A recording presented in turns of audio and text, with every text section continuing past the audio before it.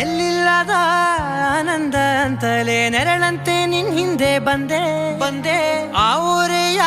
ನೋಟದ ಸಲುವಾಗಿ ಬೇಕಂತಲೇ ಮುಂದೆ ನಿಂತೆ